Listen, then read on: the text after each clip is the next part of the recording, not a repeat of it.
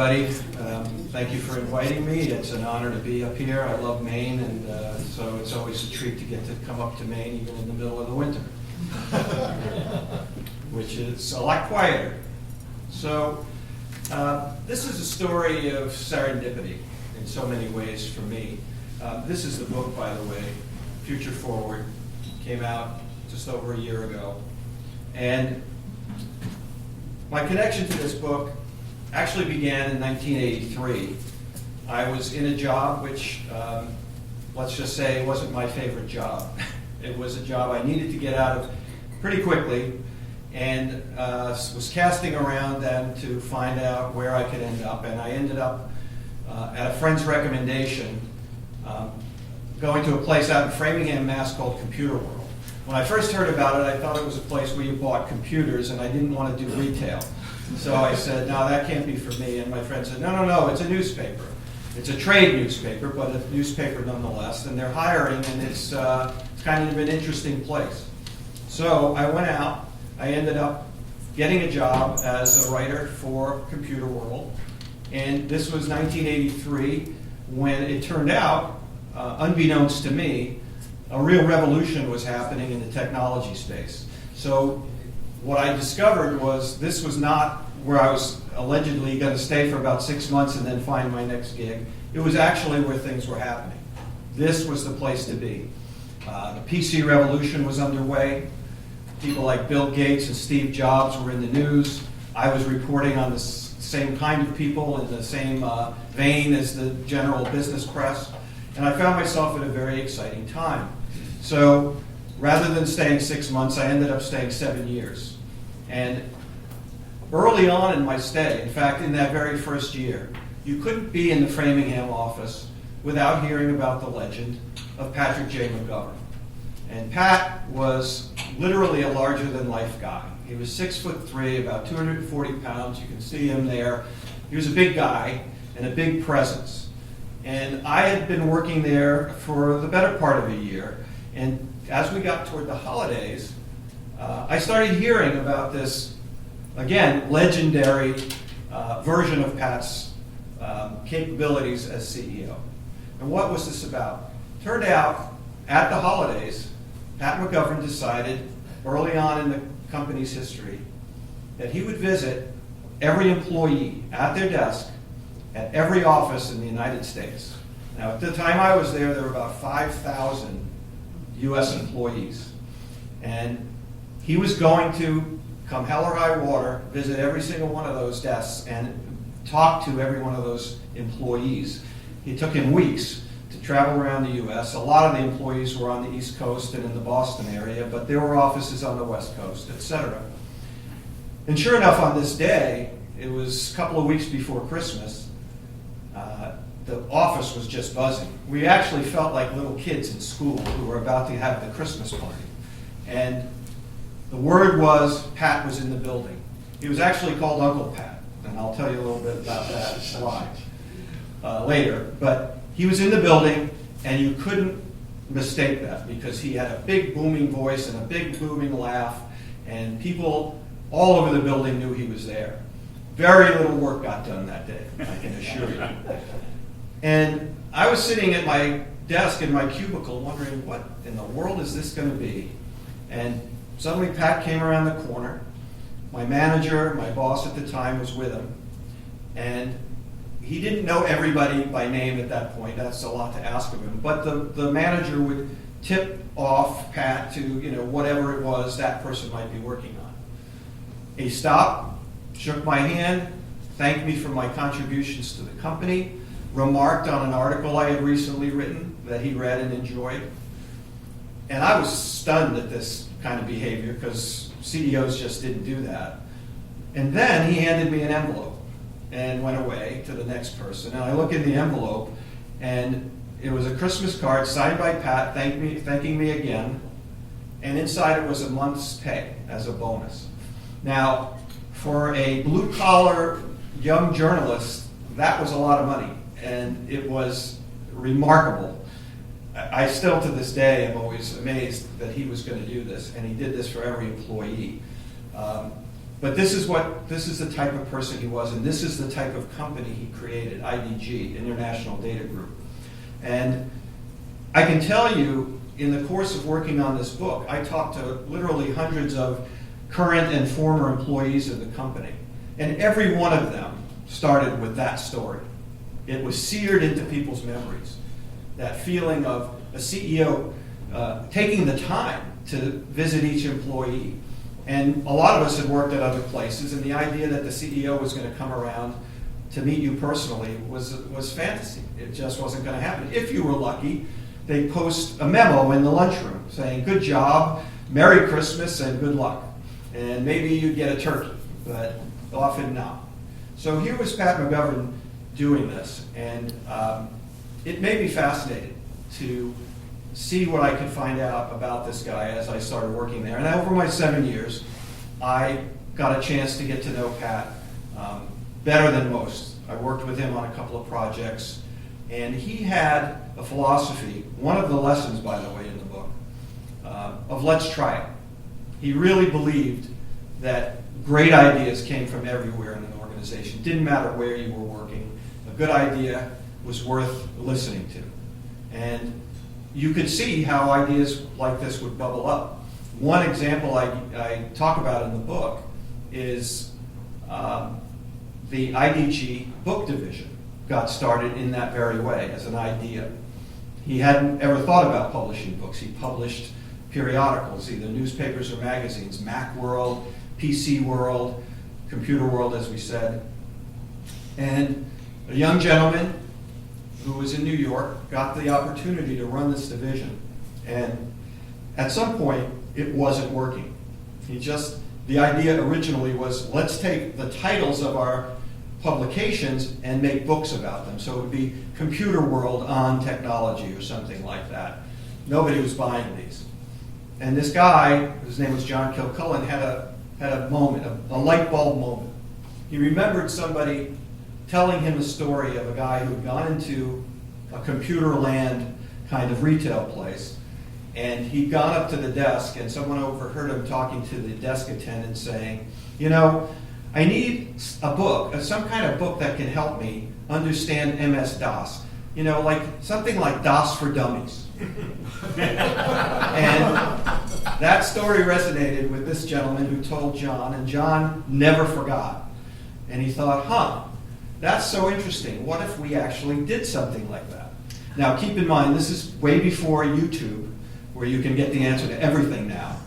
It was before Google. It was before any of the internet offerings that allowed you to do this. And so John proposed the idea to a couple of editors. He was based on the West Coast. And their reaction was like, "That's ridiculous. You could never do that. You're insulting our readers by calling them names." And so John said, "Okay, that's great." And he went to Pat. And he said, "Here's my idea." And Pat McGovern said, let's try it. John was so successful with it, starting out with DOS for Dummies and then doing all technical issues at first, and deciding, this concept could actually transcend the technology industry.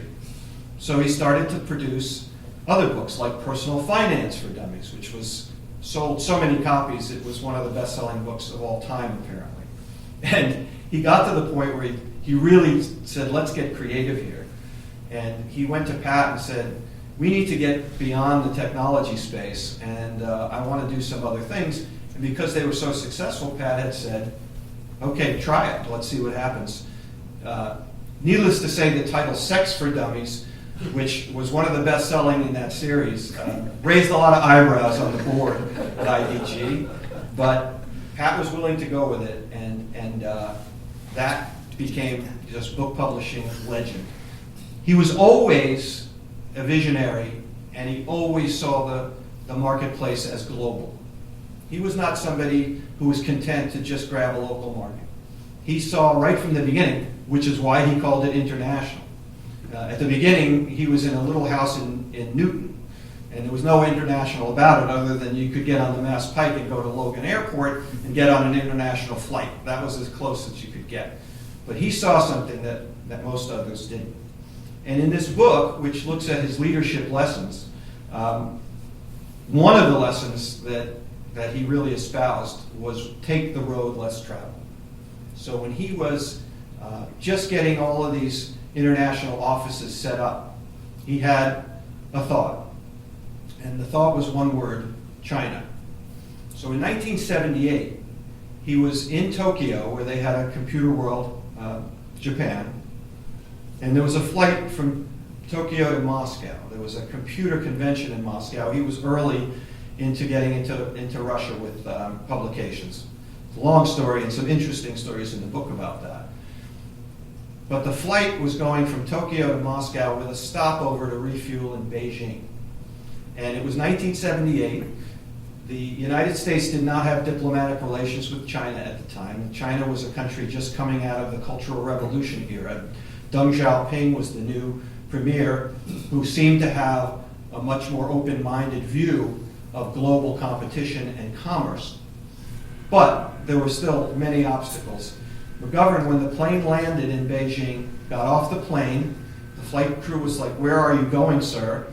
And he said, "Don't worry, it's fine." He went into the airport in Beijing, where these very startled Chinese guards were saying, "What is this guy doing? There's no way he can get off this plane." And somehow, without speaking the language, he convinced them that he was just in transit, and he was only going to visit Beijing for a day, and it would all be okay. And he was a very convincing guy, and they apparently wrote a handwritten visa for one day on a piece of rice paper and basically made it clear to him, "Don't tell anyone where you got this." Now, he went into downtown Beijing for the day, and you can only imagine that blue business suit was really his uniform. Now, here's a guy with a business suit, a yellow tie. He's about 6'3", 250 pounds, American, and he's wandering in the streets of Beijing. In those days, though it was a city of already 8 million people, it was mostly bicycles. There weren't that many cars. There were camels in the street brought in by merchants from Mongolia. Everyone was still wearing the drab green and blue caps and uniforms of the Mao era. What could they have possibly thought of seeing this man walking around the streets of Beijing, looking around just out of curiosity? And he started to look into bookstores, wherever he could find a bookstore, and he saw throngs of people just dying to get their hands on some kind of publication, books, magazines, newspapers, that would give them information about the outside world, which they had been really sheltered from for so long. And the light bulb went on, and he said, "I have to be here." And so 2 years later, in 1980, without telling his board, he went back to Beijing. And he had an idea in mind then. Diplomatic relations had been established. He set up a meeting. He had met somebody who connected him to the Ministry of Information, set up a meeting, discussed the terms, and created a joint venture with that ministry to publish China Computer World. That was in March. By October, the first issue of China Computer World came out, and it was just a revelation. By the way, his board of directors were furious at him because he had tipped off the Wall Street Journal after this deal was made, figuring they would never say anything about it, and they put it in the main section of the U.S. edition of the Wall Street Journal. The board members read it, and they were just yelling at him, "What is wrong with you? You're going to destroy our brand. You're doing business with the commies." And he just said to them, "Just trust me on this one. I know what I'm doing. There's a very big audience here." And so, sure enough, China Computer World took off.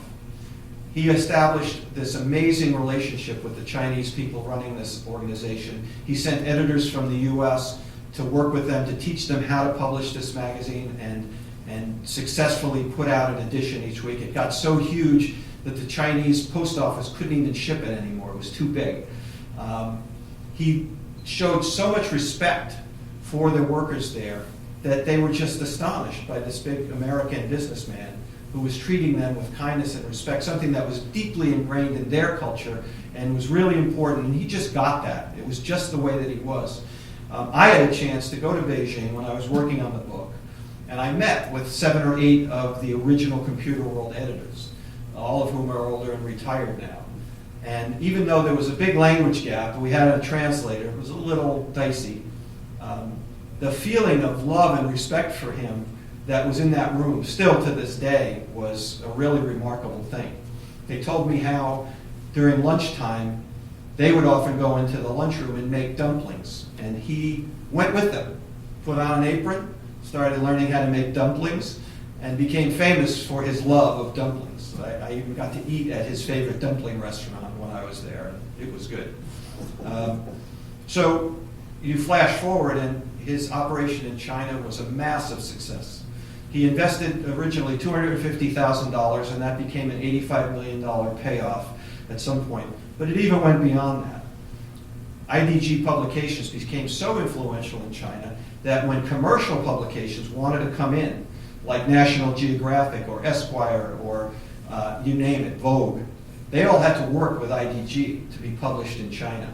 So it became the conduit for all Western publications to come into the country.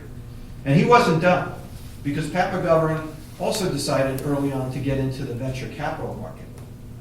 And he started a firm in San Francisco, but he also started one in China in the early 90s, which was interesting because they didn't have a stock market at that point. So he was, again, way ahead of the curve. He brought in a young protege, a guy who had actually studied at Boston University but had grown up in Beijing, to run the operation. His name is Hugo Shang, and he took this over, and it's become this massively successful venture firm. They were early investors in Tencent and Baidu, most of these Chinese startups that have done really well. So that was a road less taken, and it was a lesson for a lot of people to say, sometimes you just have to see opportunities where others don't see them. The other thing that McGovern was really famous for was he thought of himself as the CEO, the Chief Encouragement Officer. His responsibility was to keep the whole population of this company feeling really good about themselves and about the work they were doing. And it was global. He was known for, again, showing up at your desk, dropping notes. This was something that was quite remarkable. He would write a note, personal note, to just a random employee, and he would put it on a sheet of paper with a rainbow, and the title on the top of the paper was "Good News." And there would be a personal note from Pat, thanking you for something you had done. If you were in the production department, because you did this beautiful magazine, if you'd written an article that he liked. And he sent these out all over the world, and he sent them out a couple of hundred every week. And I can tell you that it sounds sort of corny, but you would not believe the impact that that would have on employees. In every cubicle when I was working there, if you walked around, everyone had their good news notes, pinned up to on their bulletin board, because it meant that much to them, that the CEO was taking the time to find out who they were. He ended every meeting with the phrase, "The best is yet to come." Didn't matter if the company was in tough shape, the early 2000s when the publishing industry was getting hammered. The move was starting to happen from print to digital. Companies like IDG were really experiencing a lot of trouble. And I talked to board members who were at the meetings, and they said, he never expressed doubt. It was always going to be fine. The best was always yet to come. And that was a powerful tool for a guy who ran this company for 50 years until his death in 2014. You'd have to search, and I did, to find very many, if any, CEOs who have run their organizations that long. It would probably be on one hand that you could list them. He was just an inveterate optimist, and he would do crazy things to egg on the troops. For his 70th birthday, he decided to jump out of a plane. But it wasn't good enough to just jump out of the plane. He turned it into a little stunt that he was going to use at the next worldwide managers meeting. So this was a guy who, by the way, big as he was, and he was on planes to the tune of 300,000 miles a year he would fly, going all over the place. He hated small planes, terrified. And he called his son, Patrick McGovern III, who, by the way, worked closely with me on this book. And he said, "Hey, what are you doing this afternoon? You want to take a ride?" And his son, being a nice son, said, "Sure." And he picked up his son and they drove to a little airstrip somewhere in Northern California. And his son said, what are you doing? And he said, watch. And he'd hired a videographer to be there. And he went up in this small plane, terrified as he was, and it was one of those tandem jumps, so he wasn't going to just leap out on his own. But this big guy, I didn't know who the instructor was, but he probably said, oh my God, look who I have to carry down. And on the way down, he's holding a sign that says, IDG is #1. And when he landed, he didn't fall down, he sort of stumbled forward, and he had the videographer getting him saying, come on, Bill, come on, Ted, we know we're #1, and he was going to show it at the next Worldwide Managers meeting, and they couldn't believe it when they saw it, because nobody really was happy that the CEO was jumping out of planes. It was a little bit risky. The other connection to MIT that I think is really remarkable and plays off of his early love for the study of the human brain is that in the year 2000, he and his wife, Lori, gave $350 million to MIT to start the McGovern Institute for Brain Research. This photograph is taken in the atrium of that building. It's a gorgeous building. If you haven't had a chance to visit it, I urge you to do that next time you're in Cambridge. And it was the culmination of a life stream for him, that he would create a world-class institution to actually study the intricacies of the human brain, to help find cures for Parkinson's and Alzheimer's and all these other brain-related diseases. And again, knowing Pat, it wasn't just writing a check and going away and saying good luck, which a lot of philanthropists do. Pat was there. He would go there all the time. He would sit in on lectures for the most esoteric subjects that he couldn't possibly understand the science in detail, but he was fascinated nonetheless. And he would sit there all day long, and he would take notes, and he would ask questions, and the research staff was just blown away that this man was that interested in what they were doing that he would be there. And by the way, he sent them good news notes, just like he did to Computer World. And they put them on their cubicle walls because it was so special to get a note from him. His dream, his vision, was to open these all around the world eventually. He only got as far as China. And in China, there was going to be one original brain institute. It was going to be at Tsinghua University, which many people call the MIT of China. But all these political things happened, and it ended up they set up brain institutes at 3 universities in Beijing: Tsinghua, Beijing Normal, and Peking University. And I got to visit all of them. And it's quite a remarkable thing. They work somewhat in tandem. There's a lot of jealousy and competition, as you can only imagine, in an academic setting. But it's a fascinating thing to see. And the respect for him, it was just off the charts. Everywhere we went, people just were amazed to meet his son, first of all, because when he had died, it was just devastating news to everyone in the company and in related places. Pat McGovern, in my opinion, deserves to be in the pantheon of the great technologists of our time. When you talk about a Steve Jobs or Tom Watson Jr. or Ken Olsen, you might remember, or Bill Gates, I think Pat McGovern's name belongs up there with them. He was not somebody who was interested in the spotlight. He was not somebody who leaped in front of the TV camera every time it showed up. He was much more concerned with having his brands being put forth. He wanted you to talk about Computer World. He wanted you to talk about IDC. He wanted you to talk about the Brain Research Institute. He didn't care about himself, so he was not well known because of that. If I asked 10 people on the street, 9 of them probably wouldn't have heard of him. But what he did was he decided early on he was going to tell the story of this technology revolution. It needed to be told. It needed to be told on a regular basis by really talented people who could share that story, extrapolate on that story, have analysis, commentary, and that was his goal, and that's what he really achieved with IDG. It became the go-to company in that space, and that was all about what Pat really loved with his life. The list of the kinds of people who came out of IDG who went on to amazing success in the publishing world is, they're listed here in my book. It's the kind of thing that we're in an age now where capitalism gets sort of hammered here and there as an evil. But you see a Pat McGovern who said, you know, we can do good in this world by spreading this information around. And he did it in an interesting way. He did it with kindness. He did it with caring for his employees. He was, as I said, you know, the Christmas bonus story was just one example of the way that he embraced IDG. And IDG became known as a family kind of company. As I said, we called him Uncle Pat for that reason. And it wasn't the most ruthless, cutthroat way to do it.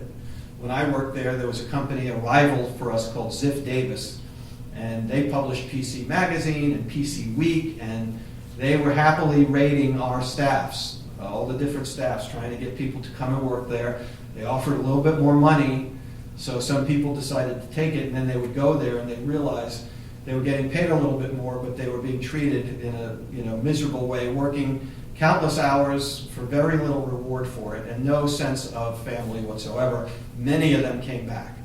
They just thought, we never should have left.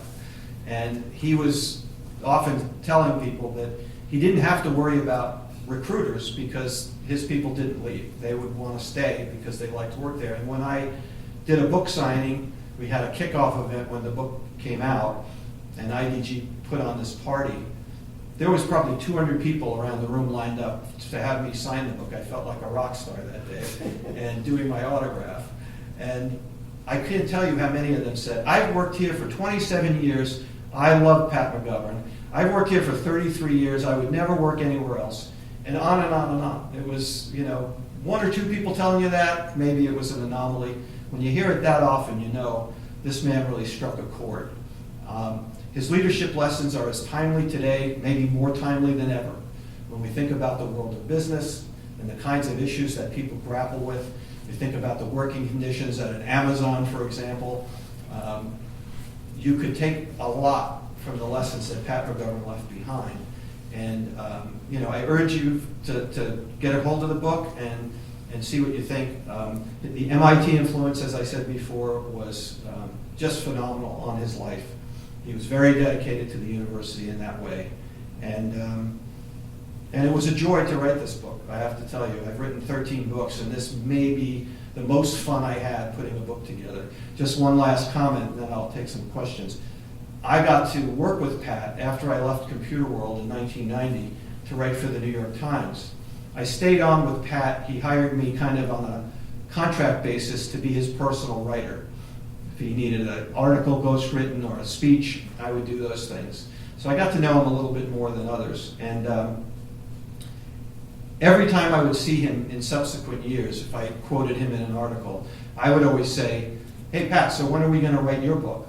And he would laugh and he'd say, not going to do it. There's way too much left to do. So we have to put that one aside. And so it was very sad to me when he died. Most of the world didn't know that he was ill, but he died in 2014. And his son, who I had never met, called me out of the blue a couple of years later and said, I want to have a book done about my dad to preserve his legacy, and I was told you were the guy. So I thought that was real story of serendipity, as I said at the beginning, that I ended up getting to do this, sadly when he was gone. But still, it was a real labor of love. Thank you.